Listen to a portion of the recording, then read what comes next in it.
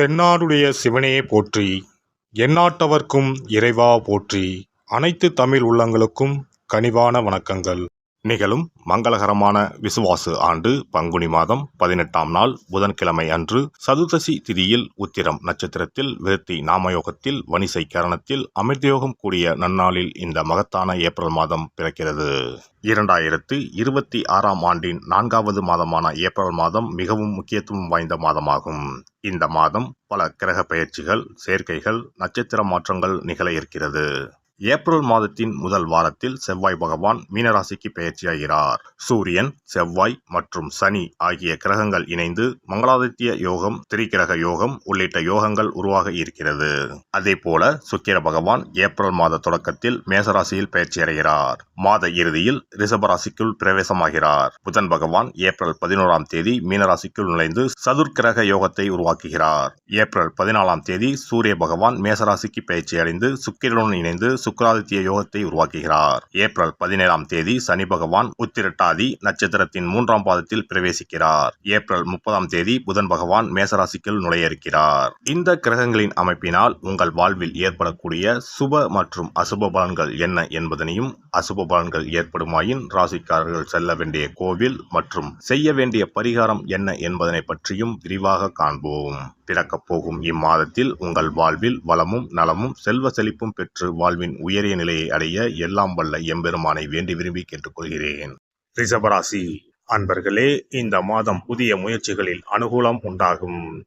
வழக்குகளில் சாதகமான தீர்ப்பு கிடைக்கும். சிலருக்கு எதிர்பாராத பண வரவுக்கும் வாய்ப்புண்டு. புதிய பொருட்களின் சேர்க்கை உண்டாகும். சிலருக்கு பயணங்களும் அதன் மூலம் ஆதாயமும் ஏற்படும். புதிய ஆடை ஆபரணங்கள் வாங்கி மகிழ்வீர்கள். ஆனாலும் குடும்பத்தில் அடிக்கடி வீண் விவாதம், கணவன் மனைவிக்கிடையே கருத்து வேறுபாடுகள் தோன்றக்கூடும். ஒருவரை ஒருவர் அனுசரித்து செல்வது நல்லது. குடும்பத்தில் மகிழ்ச்சியும் நிம்மதியும் உண்டாகும். பிள்ளைகள் வகையில் பெருமை சேரும். உறவினர்கள் வருகையும் அவர்களால் உதவிகளும் உண்டாகும். ஆனால் மாத கடைசியில் அவர்களில் சிலரால் பிரச்சனைகளும் ஏற்படலாம் என்பதால் பொறுமையை கடைபிடிப்பது அவசியம். சுப நிகழ்ச்சிகளில் கலந்து கொள்வீர்கள். உடல் ஆரோக்கியத்தில் கவனம் தேவை. வாழ்க்கை துணை வழி உறவினர்கள் வருகையால் குடும்பத்தில் மகிழ்ச்சி உண்டாகும். சுபகாரிய பேச்சுவார்த்தை அனுகூலமாக முடியும். உத்தியோகத்தில் பணிச்சுமை அதிகரிக்கும். சக ஊழியர்கள் அனுசரணையாக நடந்து கொள்வார்கள்.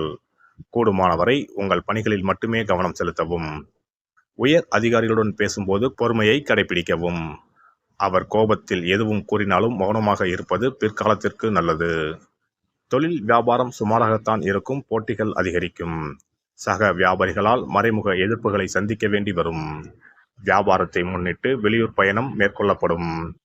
புதிய முயற்சிகளை இம்மாதத்தில் மேற்கொள்ள வேண்டாம். அரசாங்க வகையில் எதிர்பார்த்த காரியம் தாமதமாக முடியும்.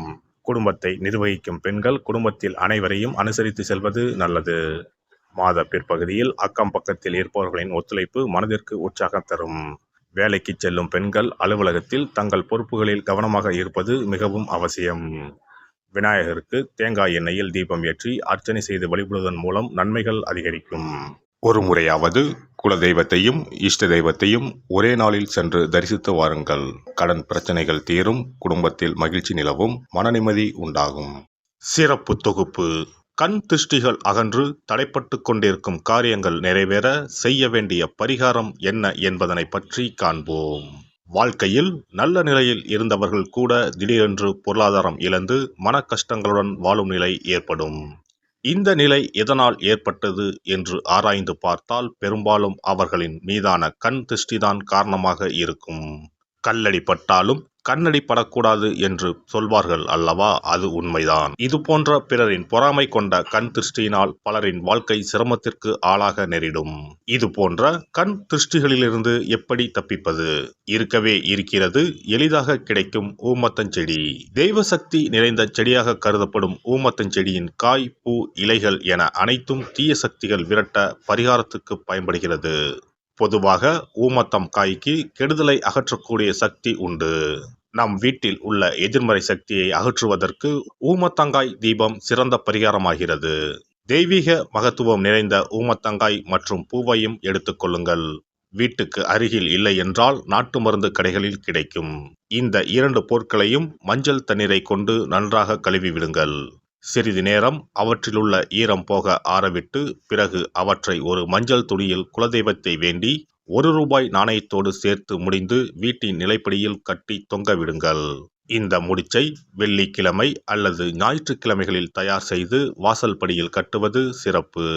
தினமும் வீட்டில் தீபம் ஏற்றி காண்பிக்கும் போது இந்த முடிச்சுக்கும் காண்பிக்கவும். இதேபோல் ஊமத்தம் இலைகள் கிடைத்தால் அந்த இலைகளை சுத்தமான மஞ்சள் தண்ணீரில் கழுவிவிட்டு அவற்றை கொண்டு வீட்டில் இருக்கும் விநாயகருக்கு திங்கள் கிழமைகளில் தொடர்ந்து அர்ச்சனை செய்து வர வேண்டும். ஊமத்தம் பூவையும் விநாயகருக்கு சூட்டலாம். 3 வாரங்கள் தொடர்ந்து திங்கள் கிழமைகளில் விநாயகருக்கு ஊமத்தை இலையால் அர்ச்சனை செய்து ஊமத்தம் பூவை சூட்டி வழிபட்டால் வீட்டில் உள்ள கெட்ட சக்தி நடமாட்டம் மற்றும் கண் திருஷ்டிகள் தீரும். ஊமத்தம் செடியும் சிவபெருமானுக்கு உகந்த இலை ஆகும். இந்த ஊமத்தங்காய் வைத்து சிவபெருமானுக்கு தீபம் ஏற்றி வழிபடுவதன் மூலம் நமது பிரச்சனைகளில் இருந்து எளிதாக விடுபட முடியும். முதலில் 2 ஊமத்தங்காய்களை எடுத்துக்கொள்ள வேண்டும்.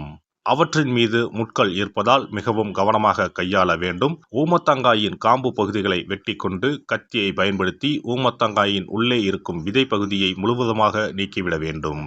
பின்னர் 2 அகல் விளக்குகள் மற்றும் விளக்கு வைப்பதற்கான 2 தட்டுகளை எடுத்து சுத்தம் செய்து அவற்றிற்கு மஞ்சள் குங்குமம் போட்டு வைத்துக் கொள்ள வேண்டும். பின்னர் 2 தட்டின் மீதும் ஒவ்வொரு அகல் விளக்கை வைத்துக் கொள்ள வேண்டும்.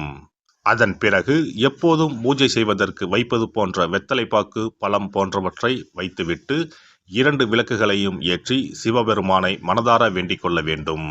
எனக்கு இருக்கும் பிரச்சனைகள் அனைத்தும் தீர்ந்து இன்பமான வாழ்க்கை கிடைக்க வேண்டும் என வேண்டிக் கொள்ள வேண்டும். இந்த பூஜையை வெள்ளிக்கிழமை அன்று தொடங்கினால் தொடர்ந்து 9 வெள்ளிக்கிழமைகள் செய்ய வேண்டும். ஊமத்தங்காயின் மீது எவ்வாறு முட்கள் இருக்கிறதோ அதுபோல நமது வாழ்க்கையில் இருக்கும் முட்கள் போன்ற பிரச்சனைகளை அவை தீர்த்து வைக்கின்றன. இந்த பூஜையை நாம் தொடர்ந்து செய்து வருவதால் நம் மீது இருக்கும் கண் திருஷ்டிகள் அகன்றுவிடும். தீராத துயரங்கள் தீர்ந்துவிடும். பணம், நகை நம்மிடம் பெருகி வரும். சிலருக்கு கையில் சுத்தமாக பணம் இருக்காது. வறுமை தாண்டவமாடும். கடன் தொல்லையால் கஷ்டப்படுவார்கள். பண பிரச்சனையில் சிக்கி கொண்டிருப்பவர்கள் இந்த தீபத்தை ஏற்றினால் 3 வாரங்களில் நல்ல பலனை பெற முடியும். தொழிலில் நல்ல முன்னேற்றம் இருக்கும். கடன் பிரச்சனைகள் தீரும். உறவினர்களிடையே பகைமை இருந்தால் அவையும் மறைந்துவிடும். நோய்வாய் உள்ளவர்கள் இந்த தீபத்தை ஏற்றுவதன் மூலம் நல்ல பலனை பெற முடியும். பொதுவாகவே எந்த பரிகாரம் என்றாலும் அதை முழு நம்பிக்கையுடன் செய்தால் மட்டுமே முழு பலன் கிடைக்கும் என்பதை நினைவில் கொள்ளுங்கள். எல்லாம் வல்ல இறையருளால் நீங்களும் உங்கள் அன்பு குடும்பமும் உடல் நலம், நீலாயுள், நிறை செல்வம், உயர் புகழ், மெய்ஞானம் ஓங்கி வாழ்க வளமுடன். இந்த வீடியோ பதிவு உங்களுக்கு பிடித்திருந்தால் லைக் பண்ணுங்க, கமெண்ட் பண்ணுங்க, ஷேர் பண்ணுங்க. மறக்காம சப்ஸ்கிரைப் பண்ணுங்க. பக்கத்துல இருக்கிற பெல் பட்டனை கிளிக் பண்ணுங்க. நன்றி, வணக்கம். ஓம் நமச்சிவாய. சிவாய